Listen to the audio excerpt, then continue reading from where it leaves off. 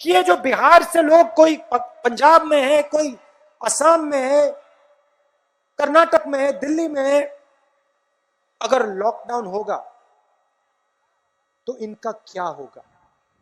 और आपने देखा लाखों मजदूर बिहार के, युवा, हमारा भविष्य, देश का भविष्य, कोई बेंगलोर से चला आ रहा है, कोई मुंबई से चला आ रहा है, कोई पंजाब, कोई हरियाणा से पैदल वापस, बिना पानी, बिना भोजन। दूसरी तरफ नरेंद्र मोदी कहते हैं मैं ट्रेन नहीं दूंगा, चाहे कुछ भी हो जाए, मर जाऊंगा, मगर गरीबों को ट्रेन नहीं दूंगा मैं। ये है देश के प्रधानमंत्री। आपने नरेंद्र मोदी को कभी भी गरीब व्यक्ति से गले मिलते हुए देखा है? ना। अंबानी जी, अदानी जी के साथ गले मिलेंगे, मगर किसान का हाथ तक नहीं पकड़ेंगे, मजदूर का हाथ तक नहीं पकड़ेंगे। मैं मिला, मजदूरों से मिला, लॉकडाउन हुआ, मैं जाके मिला दिल्ली में। मैंने पूछा आपको क्या लग रहा है? मुझे कहते हैं राहुल जी, यूपी तक जाना है, हजारों किलोमीटर चलना है। हमारा एक सवाल है, आपसे हम ये सवाल पूछना चाहते हैं। मैंने कहा क्या है? कहते हैं राहुल जी हमें एक बात समझ नहीं आई। क्या? कहते हैं राहुल जी कि जो प्रधानमंत्री है, इसने जो लॉकडाउन किया, इसने हमें एक दिन क्यों नहीं दिया? अगर ये हमें एक दिन दे देते, हम बस में, ट्रेन में बैठकर घर पहुंच जाते।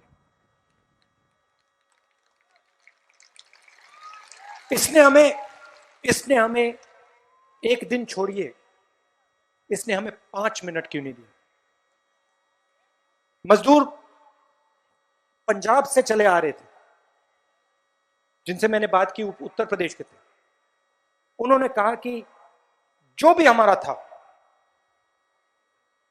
हमने पंजाब में छोड़ दिया,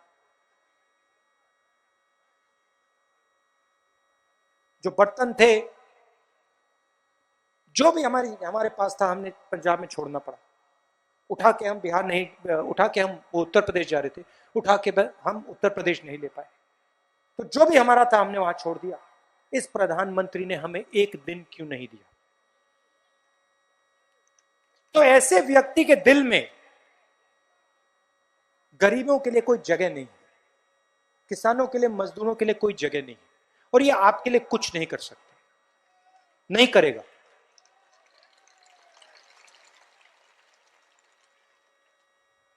बिहार की बात करते हैं। आपको यहां धान के लिए क्या रेट मिलता है? 1000। मक्के के लिए क्या रेट मिलता है? ठीक है। आपका जो धान है, आपका खून पसीने का जो धान है, जो मक्का है, वो बिचौले जाके पंजाब में बेचते हैं, हरियाणा में बेचते हैं। सही बात है।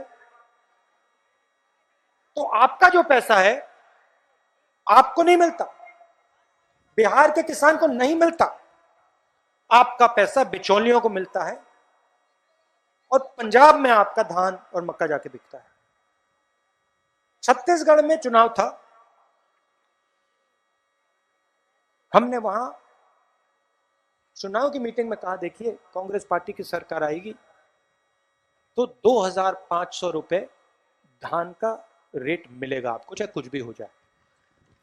अब आप में से कोई भी कभी छत्तीसगढ़ जाए और वहां किसी भी किसान से पूछ लीजिए क्या रेट मिलता है, वो आपको बता देगा 2500 रुपए मिलता है। क्यों? हमने ये किसानों को ये रेट क्यों देते हैं हम छत्तीसगढ़? आप ये मत सोचो कि सिर्फ किसान की मदद कर रहे हैं।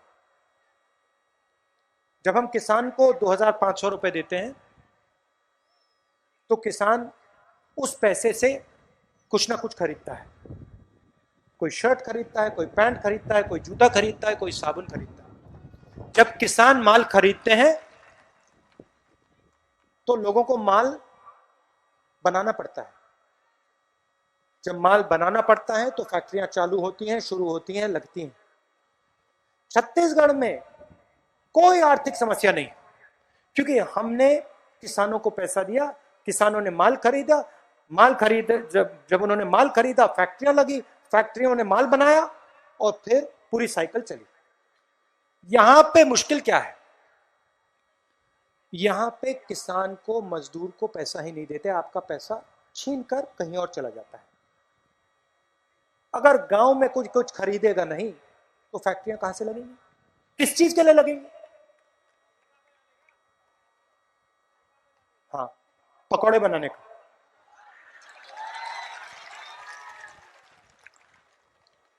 मोदी जी कहते हैं मैंने किसान को आजाद कर दिया, नए कानून लाए हैं, मंडियों, एमएसपी, प्रोक्योरमेंट का सिस्टम है उसको खत्म कर दिया।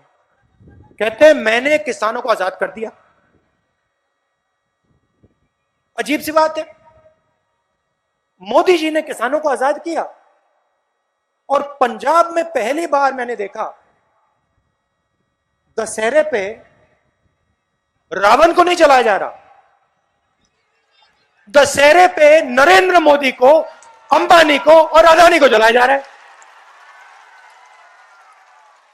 तो कैसी आजादी दे दी आपने? आपने किसानों को आजादी दी और पंजाब का किसान, हरियाणा का किसान दशहरे पे आपका पुतला जला रहा है।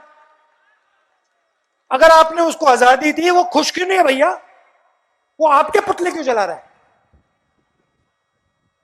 मोदी जी कहते हैं आजादी दी, कहते हैं किसान अपना माल कहीं भी बेच सकता है।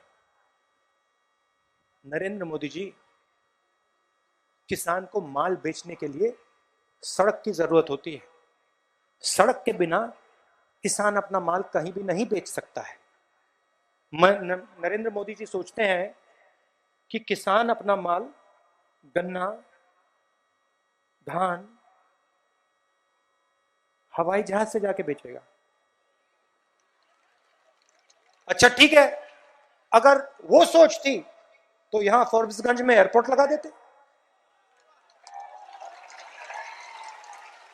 मगर नहीं, 4 बार आएंगे, कहेंगे कि मैं एयरपोर्ट लगाऊंगा, नहीं लगा। तो जहां भी जाते हैं कोई ना कोई झूठ बोल जाते हैं, नफरत फैला देते हैं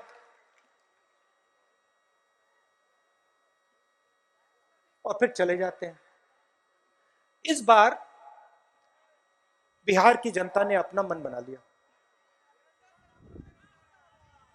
अच्छा एक बात बताओ, बेरोजगारी की बात। यहां पे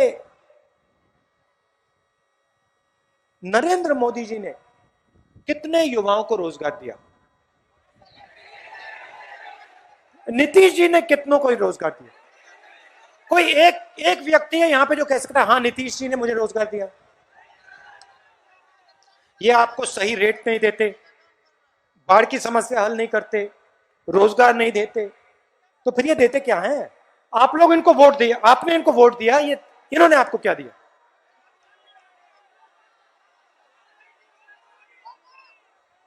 बेरोजगारी। अच्छा पिछली बार चुनाव में नीतीश जी कहते थे मैं बिहार को बदलूंगा, रोजगार दूंगा।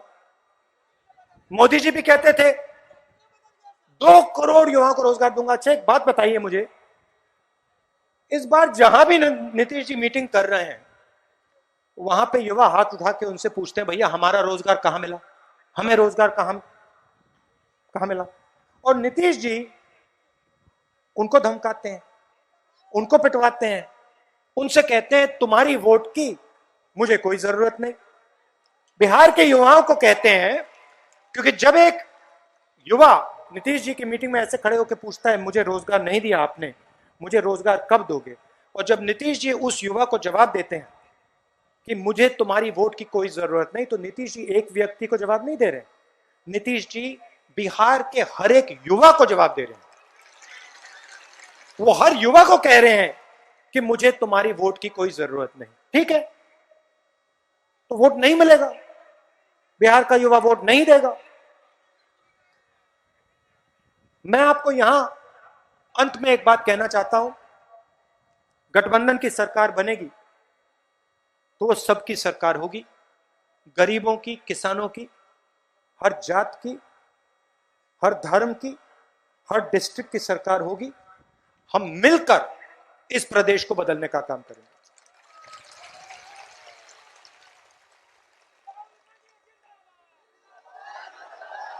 तो हम एक साथ मिलकर हम इस प्रदेश को बदलने का काम करेंगे। आखिरी बात, आपको यहां सही दाम नहीं मिलता,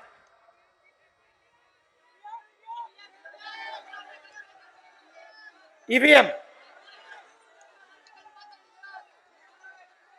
उसका नाम ईवीएम नहीं है, उसका नाम एमवीएम है, मतलब मोदी वोटिंग मशीन।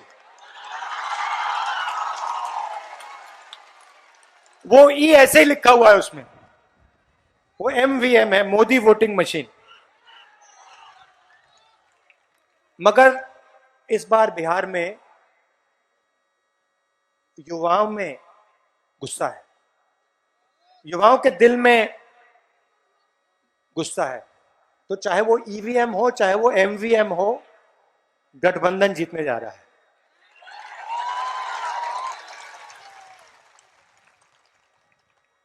आखिरी बात मैं कहना चाहता था, जब तक यहां मक्के के कारखाने नहीं लगेंगे तब तक आपको सही रेट नहीं मिल सकता। पंजाब में फूड प्रोसेसिंग के कारखाने हैं, इसीलिए पंजाब में सही रेट मिलता है। मैं चाहता हूं कि बिहार का किसान भी अपना धान, अपना मक्का बिहार में बेचे, पंजाब में ये धान ना बिके। और इसीलिए हमें मक्के को प्रोसेस करने के लिए फैक्ट्रियां बिहार में लगानी पड़ेंगी। और हमारी पूरी कोशिश होगी कि हम यहां आपके खेत के बिल्कुल पास मक्के को प्रोसेस करने की फैक्ट्री हम लगाएं। मैं यहां सिर्फ पब्लिक मीटिंग के लिए नहीं आया हूं, चुनाव है वो अलग बात है, मगर मैं आपके साथ रिश्ता बनाने आया हूं। मैं ये चाहता हूं कि जो आपके दिल में है, जो आप चाहते हो, वो आप मुझे बता पाओ। मतलब एक दिन का रिश्ता नहीं, जिंदगी भर का रिश्ता होना चाहिए। और मैं आपको आश्वासन देना चाहता हूं, और यह आपने देखा होगा, चाहे एमवीएम हो, चाहे मोदी जी का मीडिया हो, मैं इन लोगों से नहीं डरता हूं।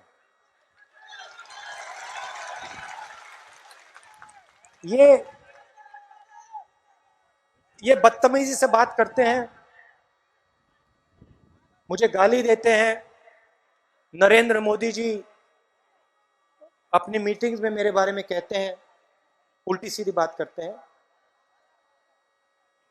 मैं तमीज से बात करता हूं,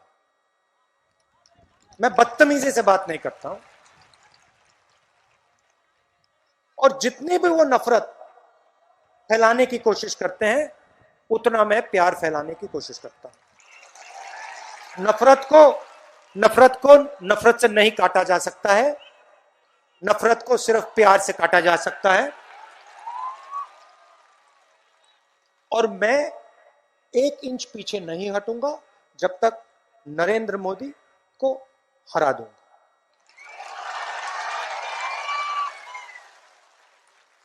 चाहे मीडिया हो, चाहे ये मोदी वोटिंग मशीन हो, जो भी हो, मुझे कोई फर्क नहीं पड़ता। सच्चाई सच्चाई होती है, न्याय न्याय होता है।